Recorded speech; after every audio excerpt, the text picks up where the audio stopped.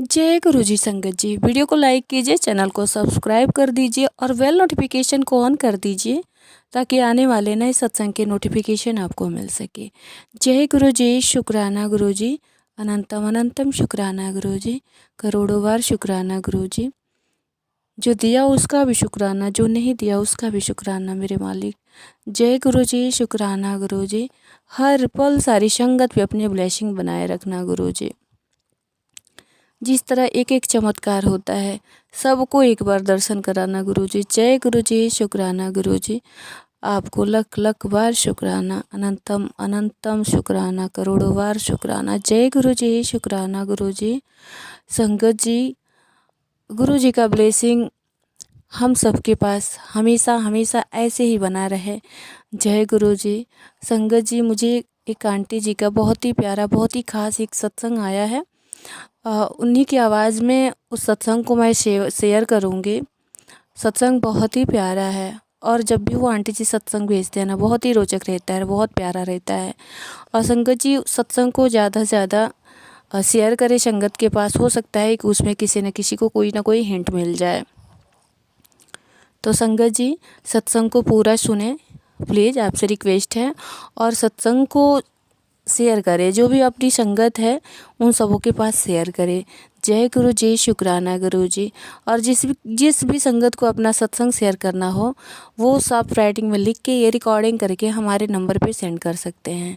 जय गुरु जी, शुक्राना गुरु जी, अनंतम अनंतम शुक्राना गुरु जी। ओम नमः शिवाय, ओम नमः शिवाय। शिवजी सदा सहाय, ओम नमः शिवाय। जय गुरु जी, शुक्राना गुरु जी, अनंतम अनंतम शुक्राना गुरु जी। ओम नमः शिवाय, शिव जी सदा सहाय। ओम नमः शिवाय, गुरु जी सदा सहाय।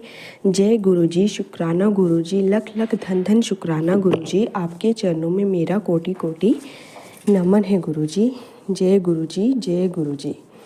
तो ये मेरा शुक्राना सत्संग है। मैं अपने हस्बैंड अंकल के साथ कोलकाता रहती हूँ। तो अभी हम छुट्टियों पे 1 मंथ की छुट्टी के लिए अपने गांव जा रहे थे। तो जब हमने गांव घर मतलब क्वार्टर से निकले तो मैंने गुरुजी को बोला कि गुरुजी चलो मेरे साथ, मेरे गांव चलो और हमारे अंग संग रहना और हमारे साथ ही चलना। तो हमें रेलवे स्टेशन से ट्रेन लेनी थी।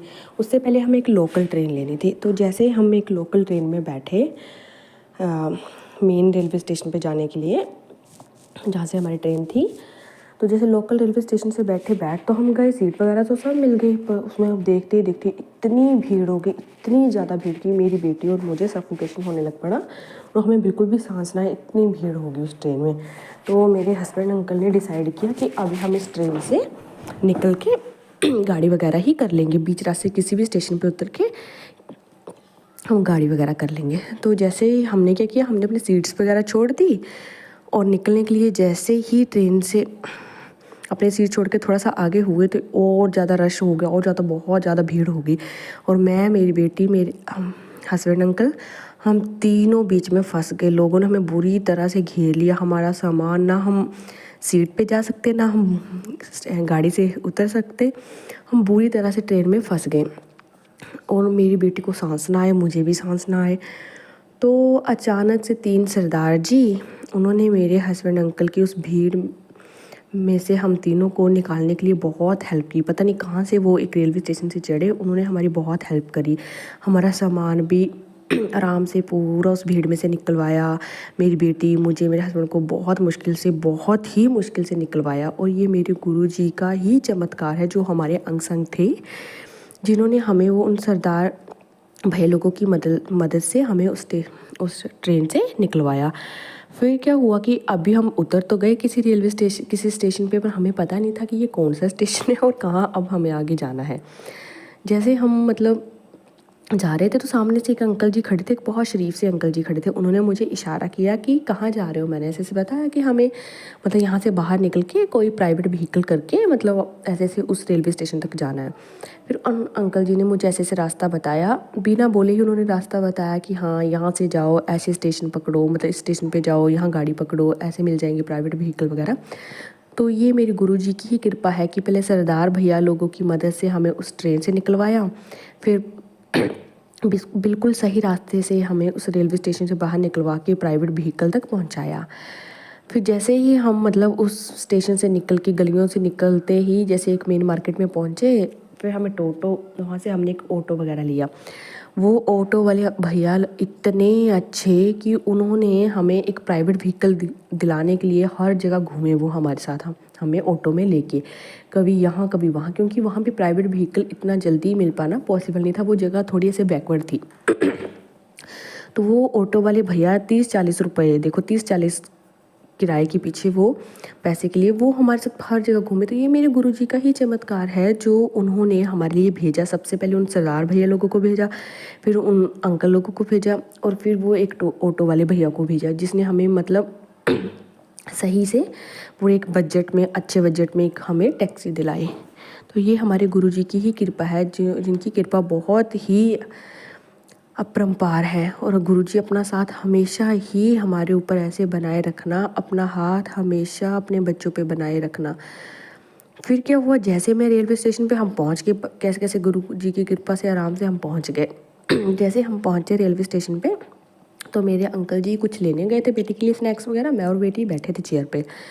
तो एक इतनी सुंदर बटरफ्लाई ब्राउन ऑरेंज कलर में उड़ती हुई हमारे बैग पे बैठ गई। तो मेरी बेटी ने जैसे बटरफ्लाई को देखा, बोलती मम्मा जी गुरुजी ने हमें ब्लेस कर दिया बटरफ्लाई से। और सच्ची देख के मेरा मन इतना खुश हुआ कि मैंने गुरुजी को बोला था कि गुरुजी घर से निकलते टाइम कि हमारे अंग संग रहना। तो गुरुजी ने हर जगह अपनी प्रेजेंस दिखाई, कभी किस रूप में कभी किस रूप में, और हमारी पूरी हेल्प की। फिर क्या हुआ, वो बटरफ्लाई जस्ट 1-2 सेकंड के लिए बैठी हमारे बैग के पास और फिर उड़ गई। मैंने उसकी पिक्चर भी क्लिक करी है।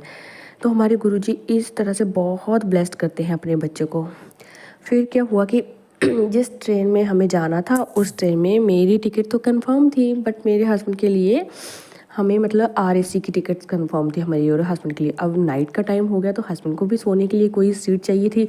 एक सीट पे तो मैं और मेरी बेटी सो रहे थे, तो मेरे हस्बैंड के लिए कोई सीट नहीं थी। मैंने मन ही मन में बोला कि गुरुजी कुछ भी अरेंज करवा के कोई पैसेंजर जो है वो ट्रेन में ना चढ़े और मेरे हस्बैंड को उसकी सीट मिल जाए, ताकि मेरे हस्बैंड जो रात है वो आराम से सो के निकाल सके।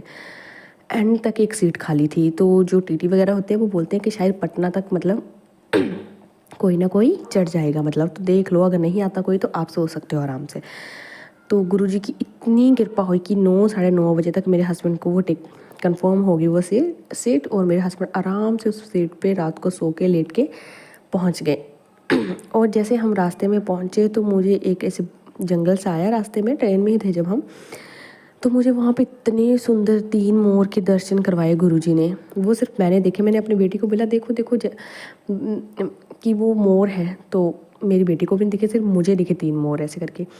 तो ये मेरे गुरुजी है, उन्होंने मुझे हर जगह अपनी प्रेजेंस फील करवाई है, हर रूप में दर्शन देके। मैं बहुत ब्लेस्ड हूँ, बहुत ज़्यादा ब्लेस्ड हूँ कि इतनी मुश्किल के बावजूद, इतने मतलब टफ़ चीज़ों से निकल के मेरे गुरुजी ने इतनी आसानी से हमारा सफ़र जो था वो करवाया। फिर ऐसे कुछ हुआ कि जब हम दिल्ली पहुँचे तो जो हमारे आगे की ट्रेन थी, दिल्ली से आगे की ट्रेन थी घर के लिए, उस ट्रेन में क्या था, मेरी और हस्बैंड की सीट अलग अलग थी। मतलब मैं चाहती थी कि मेरे हस्बैंड को मेरे साथ वाली सीट ही मिले, ताकि हम आराम से कंफर्टेबली अपनी बेटी को भी अपने साथ रख सके और मतलब जो सफ़र है वो आराम से गुजर जाए। बट हमारी सीट तो अलग अलग थी। मैं सिर्फ मन में सोच रही थी कि गुरुजी कुछ भी ऐसा करो कि मेरे हस्बैंड अंकल भी मेरे साथ वाली सीट पे ही बैठे। तो मेरे को सच में मतलब अपने अभी भी मेरे रोंगटे खड़े हो रहे हैं कि मेरे गुरुजी इतने दयालु हैं जो अपने बच्चों पे इतनी कृपा करते हैं।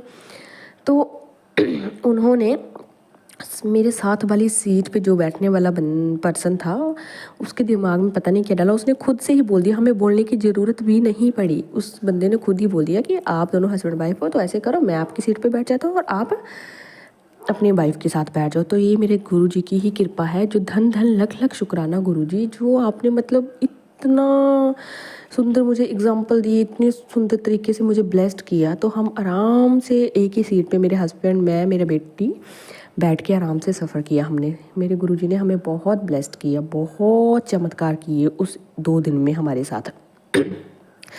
और अब मैंने बोला तो था, मेरे ना जब मैं वहाँ से निकली थी तो मेरे मन में, मतलब कोलकाता से निकली तो मेरे मन में था कि गुरुजी कभी मेरे साथ भी ऐसा होगा कि मैं किसी शॉप पे जाऊँगी। जैसे मैंने बहुत आंटी लोगों के सत्संग सुने थे कि हम उस शॉप पे गए, हमने वहाँ शॉपिंग की तो हमें गुरुजी के दर्शन हुए उस शॉप पे, बहुत बजट में हमारी शॉपिंग हुई, ऐसा ऐसा करके गुरुजी ने मुझे।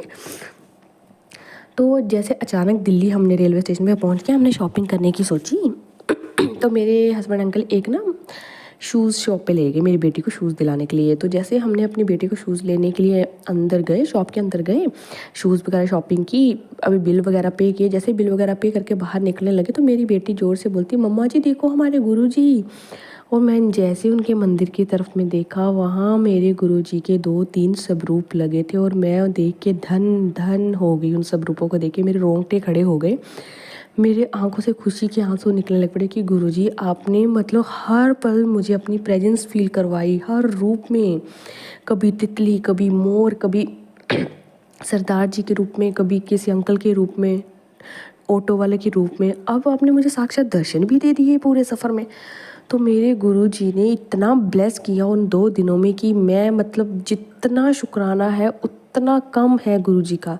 उनका शुक्राना मैं शब्दों में भी नहीं बयान कर पा रही हूँ कि गुरुजी ने उस दिन कितना ब्लेस किया है मुझे, मेरे पति अंकल को, मेरी बेटी को। धन धन लख लख शुक्राना गुरुजी, आपके चरणों में कोटि कोटि नमन है गुरुजी। जय गुरुजी, शुक्राना गुरुजी, धन धन लख लख शुक्राना गुरुजी। आप हमारा साथ इसी प्रकार से बनाए रखना, अपने चरणों में इसी प्रकार से बनाए रखना।